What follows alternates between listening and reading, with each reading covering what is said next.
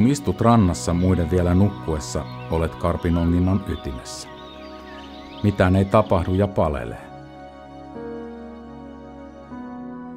Kylmän kalsea aamuusva leijuu veden päällä kepeänä kuin onkijan ajatus.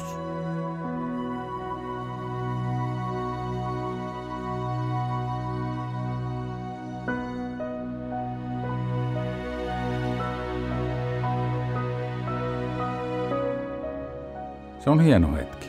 On hyvä olla. Ei ole ajatuksia, on vain odotus ja unelma. Raukea hiljaisuus, joka voi rikkoutua millä hetkellä hyvänsä.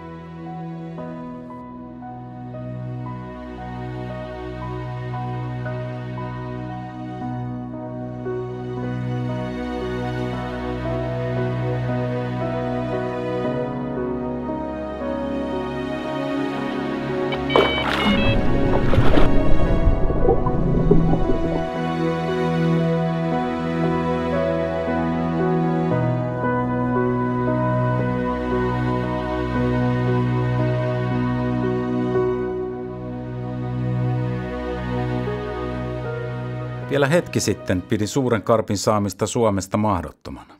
Sen yllä leijui mystinen aura, jota en rohjennut lähestyä. Mihin sitä olisi mennyt? Millä sitä olisi onkinut? Karpin saaminen tuntui vuorelta, jonka päälle en ikinä pääsisi. Kalastus, kuten elämä itsessään, on yllätyksiä täynnä ja tutustuminen uusiin onkioihin sai jyrkänteen loivenemaan. Samalla kun kuvailimme ensimmäisiä pieniä merikarppeja, alkoi ajatus sisävesiemme suurimmasta kalalajista vallata kiihtyvällä tahdilla tilaa onkiaatoksissa. Syntyperältään karppi on ilmeisesti aasialaista alkuperää, mutta istutusten myötä se on levinnyt ympäri kalastavaa maailmaa. Ensimmäiset istutukset suomalaisiin vesiin tehtiin 50-luvulla, ja tästä lähtien karppia on istutettu pohjoisen vesiin säännöllisen epäsäännöllisesti. Kyllä niitä täällä on ja yllättävän monessa vesistössä, mutta aikaa karpin saaminen vaatii. Ennen kuin karppi makaa vapautusmatolla ja onnellinen onkija hymyilee maireasti sisäänpäin, on tapahtunut paljon.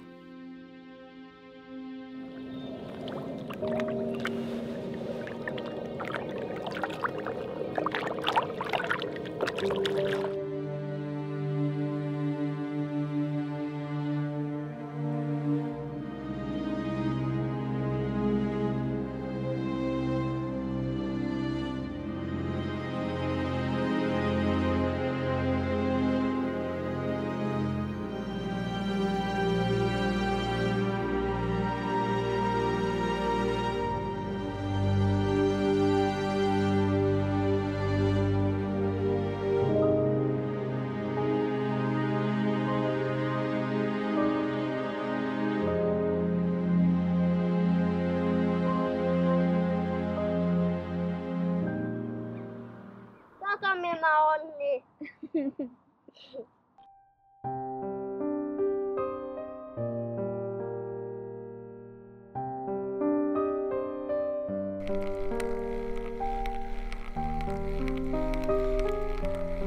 Olen kalastanut koko elämäni ja mielenkiinto vedenalaiseen elämään on vain vahvistunut vuosikymmenten vaihtuessa.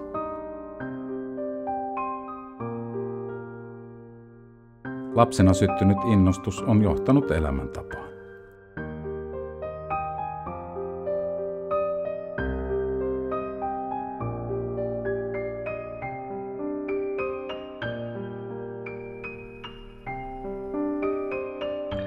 Turhan usein ajatus kääntyy veden alle. Se on toinen ulottuvuus. Alue, joka on irrallaan vedenpäällisestä elämästä. Pinnan alla on hiljaista ja pintakalvo pitää arkisen tohinan loitolla. Siellä viileässä ja usein sameassa karpilla on kaikki maailman aika.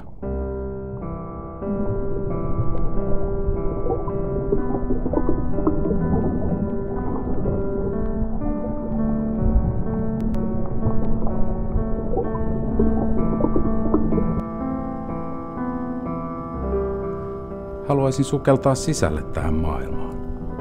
Karppi on mysteeri, josta en pääse jyvälle. Tahtoisin oppia lisää, istua, onkia ja erehtyä, olla väärässä ja ymmärtää edes sen.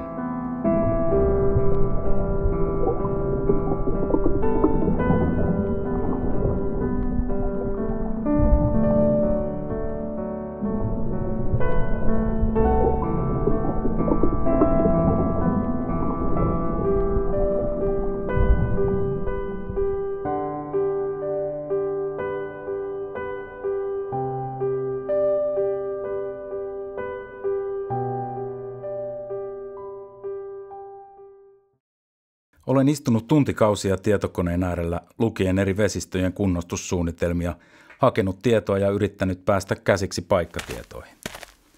Olen rämpinyt pusikkoisia rantoja jalat verinaarmuilla ja uponnut reittä myöten suohon keskelle inisevää hyttyspaljoutta. Olen uinut ja sukeltanut ja lopulta olen myös löytänyt. Ennen kaikkea olen löytänyt kokonaan uuden tavan kalastaa ja harrastaa. Sillä vaikka alkuun toisin luulin, on karppi vain ja ainoastaan kala.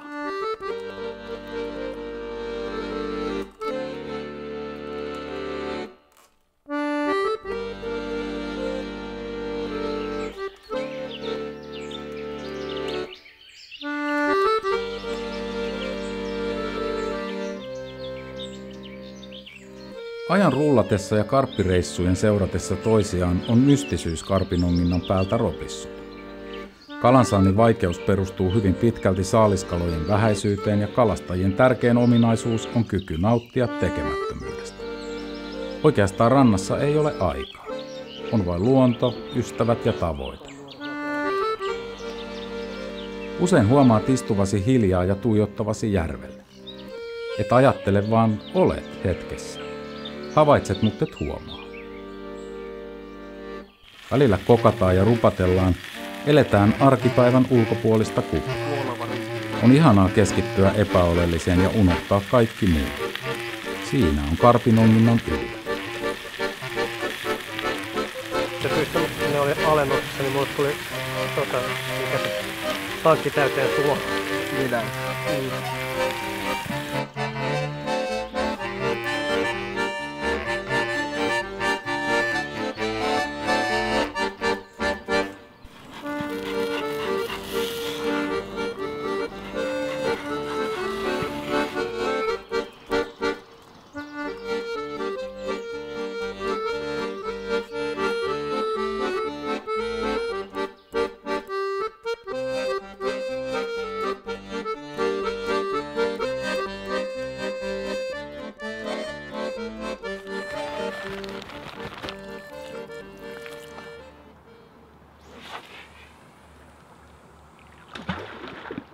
Onkijoita edeltävän viikon illat ovat kiireisiä.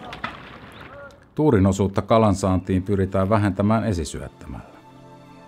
Valitulle onkipaikalle mäskätään ruokaa ja toivotaan, että näin saataisiin vesistön karpit liimattua onkiyöksi tontilla. Usein syöttöreissut ajoittuvat iltahämärään.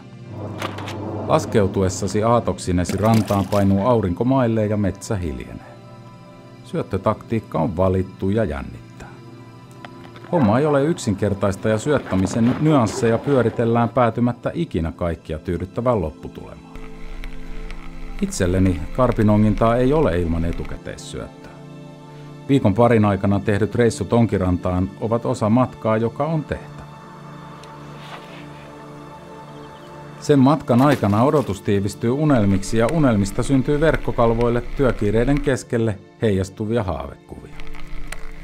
Reissulla on aikaa tutkia ja havaita, vaihtaa ajatuksia ja kääntää katse onkiiltaan.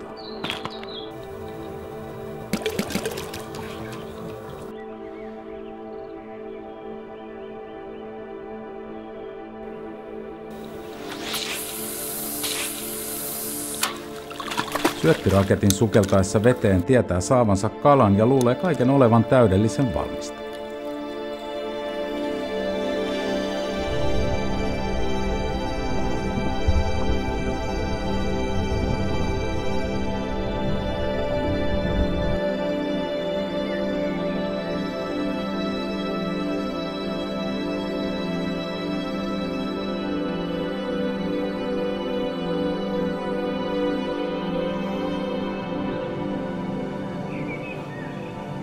Parhaimmillaan juuri siinä silmiesi alla vedenpinta rikkoutuu hiljaa. Se on karpinonginnan maagisin hetki. On vaikea olla nauramatta ääneen. Osa mysteeristä on avattu. Nyt tiedät seisovasi Karppijärven rannalla.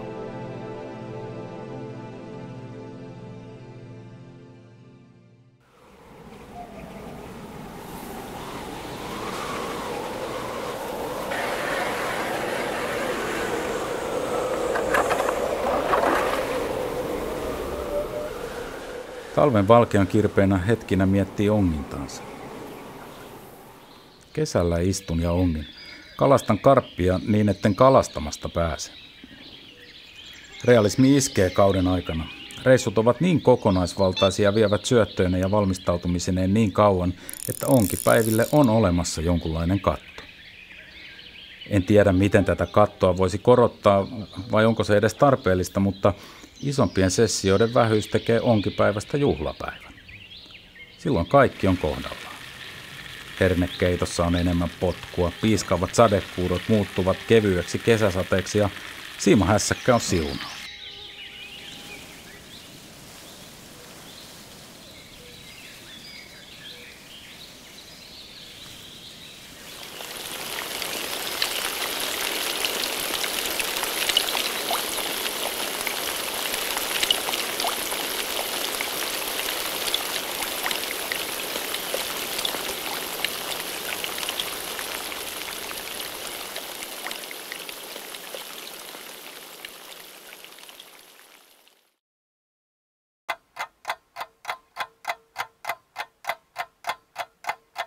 Sekuntiviisarin ääni kaikuu viikon viimeisten työtuntien taipuessa viikonlopuksi.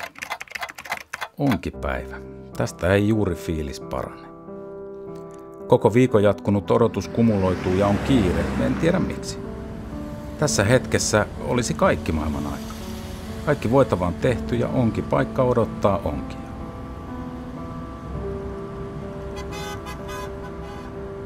Ei ne karpit sieltä mihinkään karkaa. Ajatus kiiruhtaa rantaa ja vartalo poukkoilee mukana. Tästä herkusta haluaa nauttia kauan.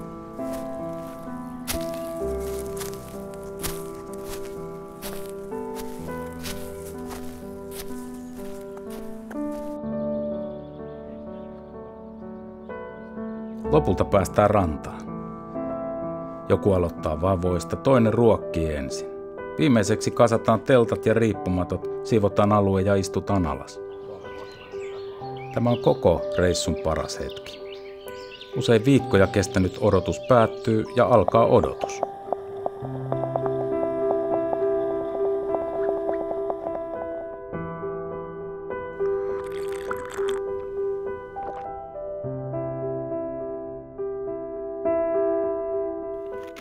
Kaikki on tehty, on aika rentoutua ja nauttia. Ehkäpä tämän session aikana osuu.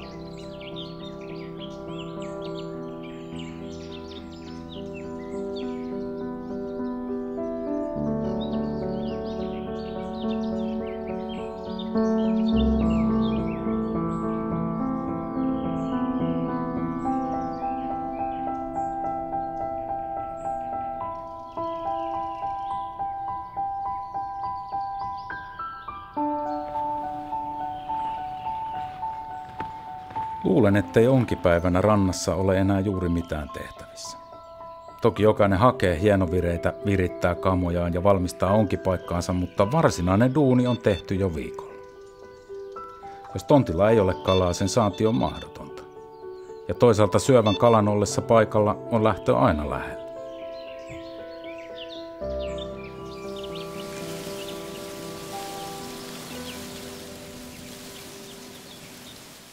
Katse liukuu pitkin veden pintaa hakien havaintoa kalasta. Ehkäpä jostain irtoaa lumme, kupliako tai epäilyttävän hiljaiset renkaat.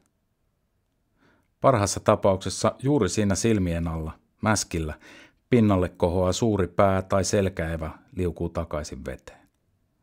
Silloin tietää kalojen olevan paikalla. Kello käy, mutta ajalla ei ole merkitystä. Tarinat kiertävät kehää palaten aina lopulta aihepiiriin. Missä on kalat? Miksei mitään näy?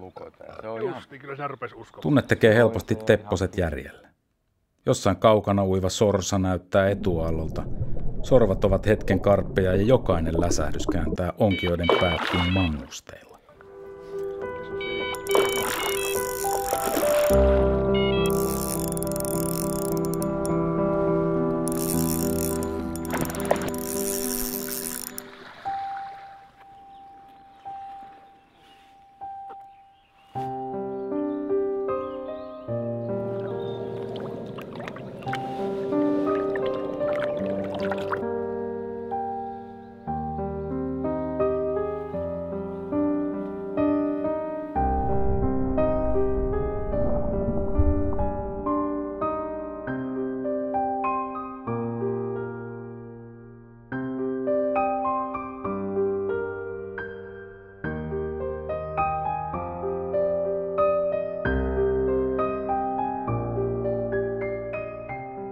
Illan hämärä laskeutuu huomaamatta. Pimeässä kuulee enemmän, alkuillan into on tasaantunut ja tasainen turina täyttää hiljaisen metsän. Lepakot viistävät vedenpintaa säikytellen onkioita. Taustalla jyrisee, maailma on nykyään pieni. 10 tunnissa olet toisessa kulttuurissa, maailmassa, jossa on vain viitteitä omastasi. Se on myös suurin piirtein aika, jona lähdön on tultava. Karhun osa karpeista saadaan silloin, kun kaupunki on rauhallisimmillaan. Illan pimentymisestä aamun lämpöön. Tässä ikkunassa istuvat unelmat.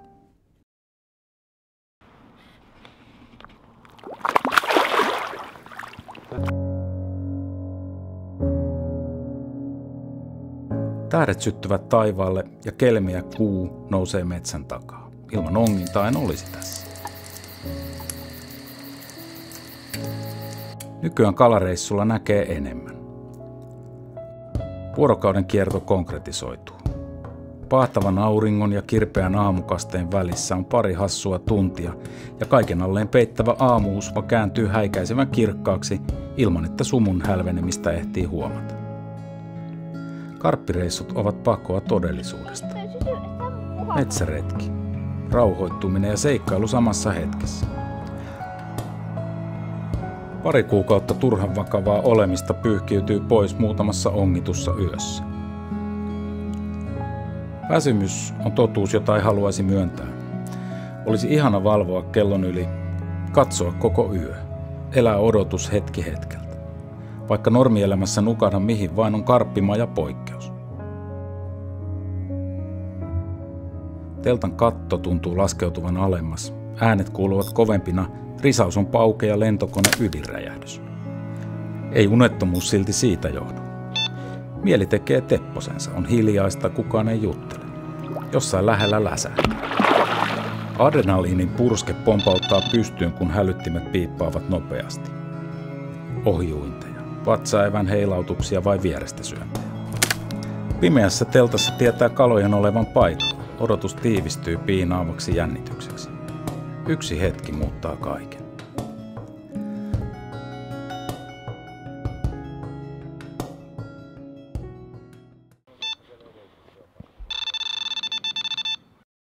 Parhaimmillaan juuri alkanut uni leikkautuu poikki, kun heitossa katkeava kuitusiivi.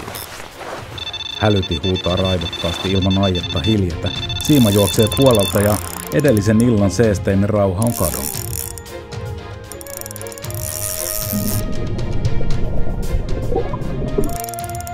Ranta on täynnä väsyneitä ja kiireisiä onkioita. Vapaa on kaksinkerroin, paine kova ja karppi ui poikittain kohti rantarytöjä ilman aiettakaan hidastaa. Siinä hetkessä tietää onnistuneensa. Vastaiskuun tiivistyy odotuksen aikaan sama unelma.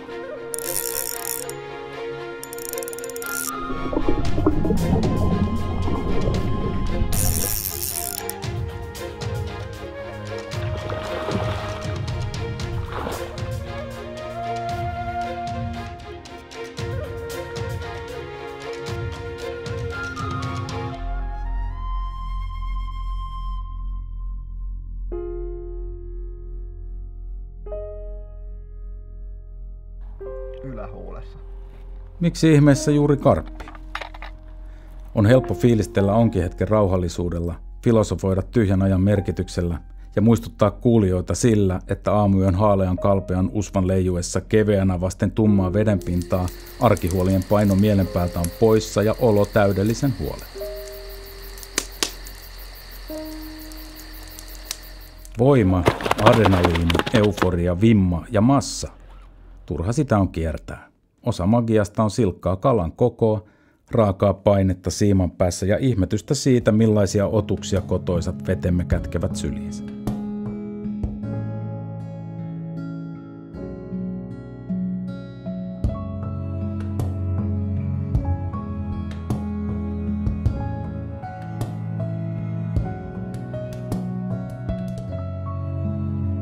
On siinä ripaus myös pioneerihenkeä. Karppivesiä on Etelä-Suomessa yllättävän paljon, mutta karpinonkioiden joukko vielä kovin pieni. On mieltä kiihottava ajatus kävellä uuden järven rannalle miettien olemansa ensimmäinen, joka yrittää vesistön karppikantaa kartoittaa. En usko, että karppi on ylivoimaisen älykäs tai oppivainen. Me kalastajat teemme tarinoinemme siitä sellaisen. Karppi on kala, joka syö kaiken ja kaikkea. Se ei nirsole osuessaan tontille. Toki päivät poikkeavat ja joskus syystä tai toisesta kalat sivuttavat syötit. Luulisin, että lopulta karppi on vain keino koetella itseään.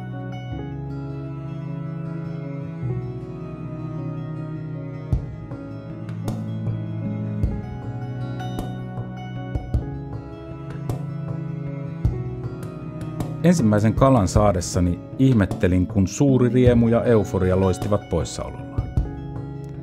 Olimme jahdanneet kalaa satoja tunteja, mutta onni pysyi sisällä. Olin hiljaa tyytyväinen. Vieläkin kalan maatessa vapautusmatolla tunnelma on sama. Haluat pysyä hetkessä, mutta kiirehdit kalan saamista veteen. Satu saa päätöksensä. Paikanvalinta, mäskäys on tehty. Odotus on päättynyt. Homma on ohi. Jokaisella saadulla kalalla on tarinansa.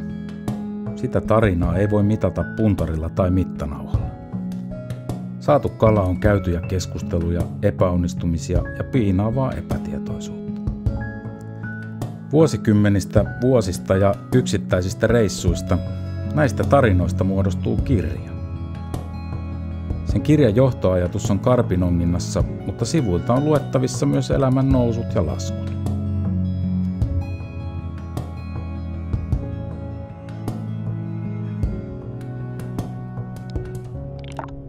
Paksun selän liukuessa rauhallisesti takaisin veteen olet onnellinen. Kala on poissa. On hiljaista. Kädet tärisevät.